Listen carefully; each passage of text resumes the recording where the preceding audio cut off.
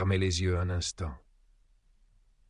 Imaginez que chaque mot que vous prononcez, chaque pensée qui traverse votre esprit a le pouvoir de modeler votre réalité. Et si je vous disais que votre parole est l'instrument le plus puissant dont vous disposez pour façonner, transformer et élever votre vie? Bienvenue sur Secrets spirituels dévoilés, l'espace où nous levons le voile sur les mystères les plus profonds de la conscience et de la spiritualité. Aujourd'hui, nous allons explorer un thème essentiel, la pensée et la parole. Car en vérité, la parole n'est rien de plus qu'une pensée matérialisée. Mais derrière cette évidence se cache une force insoupçonnée. Si ce message trouve un écho en vous, pensez à liker cette vidéo, à vous abonner à la chaîne et à la partager autour de vous. Ensemble, révélons les secrets de la spiritualité. Avant même que les mots ne franchissent nos lèvres, ils prennent racine dans l'esprit. Chaque mot que nous prononçons est le fruit d'une pensée, une idée qui germe, prend forme et finit par se projeter dans le monde extérieur. Mais ce processus, en apparence simple et naturel, est loin d'être anodin. Car en exprimant nos pensées, nous faisons bien plus que communiquer. Nous cristallisons des réalités, nous façonnons notre environnement et surtout, nous nous influençons nous-mêmes de manière profonde et durable. Chaque pensée que nous formulons façonne notre perception du monde. En la traduisant en mots, nous lui donnons du poids, de la consistance, et nous la rendons tangible non seulement pour les autres, mais aussi pour nous-mêmes. Nos paroles deviennent des affirmations, des déclarations qui conditionnent notre état d'esprit, nos émotions et même nos actions. Ainsi, parler de manière négative ou limitante ne fait que renforcer ces limitations dans notre esprit, tandis qu'adopter un discours positif et constructif ouvre la voie à des transformations intérieures et extérieures. Mais cette influence des pensées et des paroles n'est pas qu'un concept spirituel ou philosophique, elle est aussi démontrée par la science moderne. Des études en neurosciences ont montré que nos pensées récurrentes sculptent littéralement notre cerveau à travers un processus appelé neuroplasticité. Cela signifie que plus nous pensons d'une certaine manière, plus nous renforçons les connexions neuronales associées à ces pensées, rendant ces schémas mentaux plus automatiques et enracinés dans notre quotidien. Un exemple fascinant de cette influence est l'effet placebo. Des milliers d'expériences ont prouvé que le simple fait de croire qu'un traitement est efficace peut entraîner de véritables améliorations physiques, même si le traitement en question est inactif. À l'inverse, l'effet nocebo démontre qu'une pensée négative peut aggraver des symptômes, simplement parce que l'esprit s'attend à un effet néfaste. Les travaux du Dr Masaru Emoto sur la mémoire de l'eau illustrent également ce phénomène. En exposant de l'eau à des mots, des pensées ou des intentions positives et négatives, il a observé que la structure des cristaux formés à la congélation changeait en fonction de l'énergie à laquelle l'eau avait été exposée. Les cristaux associés à des pensées positives formaient des motifs harmonieux et esthétiques, tandis que ceux influencés par des pensées négatives étaient désordonnés et disharmonieux. Bien que cette expérience soit sujette à débat dans le milieu scientifique, elle soulève une question intrigante. Si nos paroles peuvent influencer la structure de l'eau, que peuvent-elles faire à notre corps, qui est composé à plus de 70% d'eau? En somme, la science moderne commence à confirmer ce que les traditions spirituelles enseignent depuis des siècles. Nos pensées et nos paroles sont des forces créatrices. Elles ont le pouvoir de transformer notre réalité intérieure et extérieure, et il nous appartient de les utiliser avec conscience et intention. Alors, la prochaine fois que vous penserez ou prononcerez un mot, souvenez-vous que vous êtes en train de semer une graine dans le champ de votre réalité. Quelle graine choisirez-vous de planter? Le verbe, ou la parole, a toujours été perçu comme un puissant outil de création dans les traditions spirituelles à travers le monde.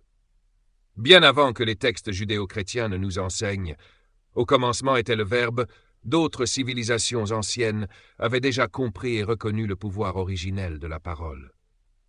Dans l'ancienne Égypte, par exemple, la divinité Thoth, dieu de l'écriture, de la sagesse et des sciences, était perçue comme l'architecte du monde, un être qui avait créé et ordonné l'univers à travers le pouvoir de la parole.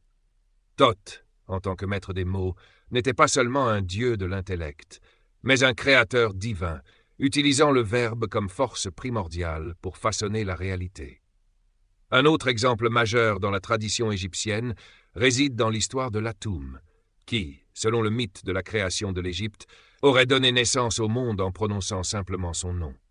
À partir de ce verbe, ce souffle originel, naît tout ce qui existe, y compris le temps, l'espace et la matière.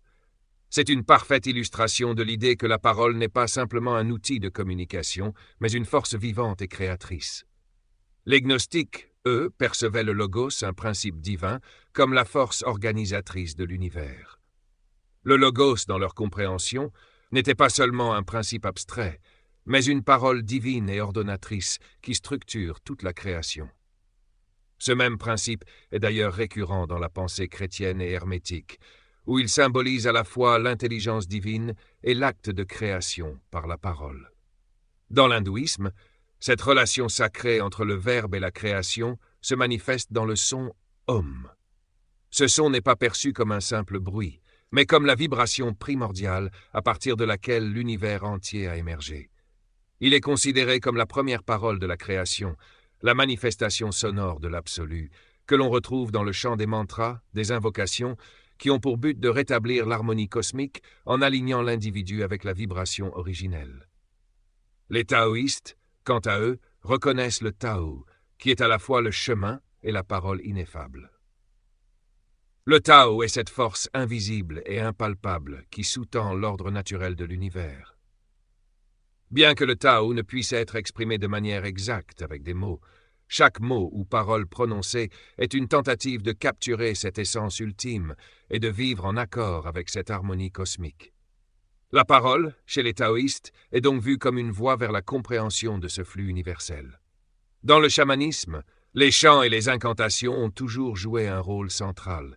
Ces paroles prononcées à haute voix ou murmurées en méditation sont considérées comme des ponts entre le monde physique et le monde spirituel. Les chamans utilisent les mots comme des clés pour ouvrir des portes invisibles, communiquer avec les esprits et pour transformer la réalité, que ce soit pour la guérison, la guidance ou la manifestation d'intentions. Les alchimistes, eux, comprenaient que les mots et les symboles possédaient une puissance transformatrice, non seulement sur la matière, mais aussi sur l'âme. Le langage alchimique, composé de symboles et de formules secrètes, était utilisé pour guider l'esprit vers l'illumination. Les alchimistes croyaient que, tout comme ils pouvaient transmuter les métaux en or, ils pouvaient aussi purifier et élever l'âme à travers l'utilisation de la parole sacrée et des symboles mystiques. À travers l'histoire de la philosophie, l'importance de la parole et de la pensée a été également mise en lumière. Pendant l'époque des Lumières, des philosophes comme René Descartes ont affirmé que « je pense, donc je suis », établissant une connexion directe entre la pensée, le verbe et l'existence. Pour Descartes, l'acte de penser était la base de l'être, et par extension, la parole devient l'expression directe de notre pensée consciente et de notre existence. De la même manière, les philosophes grecs, comme Héraclite, croyaient que l'univers était régi par le logos, une loi universelle qui se manifeste à travers la raison et la parole humaine. Pour eux, le verbe était l'ordre caché derrière le chaos apparent du monde. Cette idée s'est encore approfondie avec l'émergence de la philosophie analytique et de la linguistique moderne, où l'on explore aujourd'hui la puissance des mots à la fois dans la structure de la pensée et dans la construction de la réalité. Nos pensées, lorsqu'elles sont formulées en paroles, deviennent des outils de création et de transformation, non seulement dans le domaine spirituel, mais aussi dans la perception que nous avons du monde. Ainsi, à travers ces traditions spirituelles, philosophiques et ésotériques, et même à travers les évolutions de la pensée occidentale, il devient évident que le verbe n'est pas simplement un moyen de communication, mais un moyen de création et de transformation profonde. Maîtriser sa pensée et sa parole, la clé de la transformation. La véritable maîtrise de soi ne commence ni dans les actions, ni dans les circonstances extérieures, mais bien dans l'intimité de l'esprit, là où naissent nos pensées et nos paroles. car chaque pensée que nous laissons vagabonder sans contrôle peut devenir une graine de doute, de peur ou de négativité. Et chaque mot que nous prononçons sans intention consciente peut cristalliser des réalités que nous n'avons jamais souhaité voir se manifester. La pensée est le foyer où se forge notre perception du monde, et la parole en est l'écho, amplifiant cette perception dans la matière. Maîtriser ces deux forces, c'est reprendre les rênes de sa vie. Les traditions spirituelles du monde entier insistent sur cette vérité fondamentale. Les Wiccans, par exemple, croient au principe du troisième retour. Toute énergie que vous projetez dans l'univers, que ce soit par la pensée, la parole ou l'action, vous revient 3 fois plus fort, qu'elle soit positive ou négative. Ce principe met en lumière la responsabilité immense que nous avons envers nous-mêmes et envers le monde.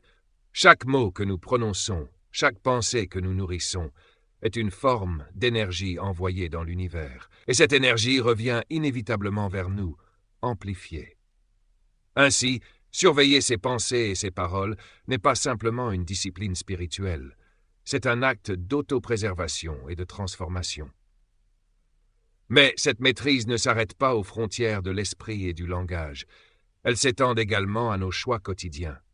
Les activités que nous pratiquons, les lectures que nous consommons, les vidéos ou émissions que nous regardons, et même les personnes avec lesquelles nous partageons notre temps.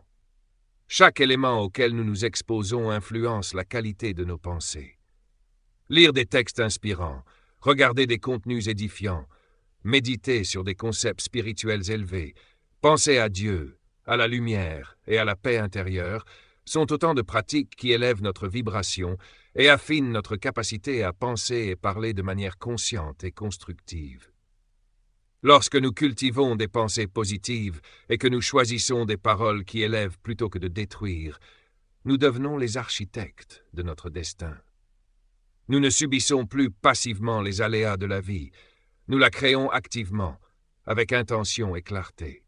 La vie cesse d'être un enchaînement d'événements incontrôlables pour devenir un terrain fertile où chaque pensée et chaque mot est une graine que nous plantons en conscience. En adoptant cette posture, nous réalisons que la transformation intérieure précède la transformation extérieure. Il n'y a plus de séparation entre ce que nous pensons, ce que nous disons et ce que nous vivons. Tout devient un flux harmonieux de création consciente. Dans nos prochaines vidéos, nous allons dévoiler des pratiques clés pour vous aider à maîtriser vos pensées et vos paroles. Ces outils vous permettront non seulement de transformer votre vie intérieure, mais aussi d'influencer positivement votre environnement et ceux qui vous entourent. Nous explorerons des techniques ancestrales et modernes pour élever votre conscience, purifier votre langage et aligner votre esprit avec les forces créatrices de l'univers. Si cette vidéo vous a inspiré, je vous invite à la partager autour de vous. En diffusant ces enseignements, vous semez à votre tour des pensées positives et des paroles éclairantes dans l'univers. Ensemble, faisons circuler cette lumière et contribuons à élever la conscience collective.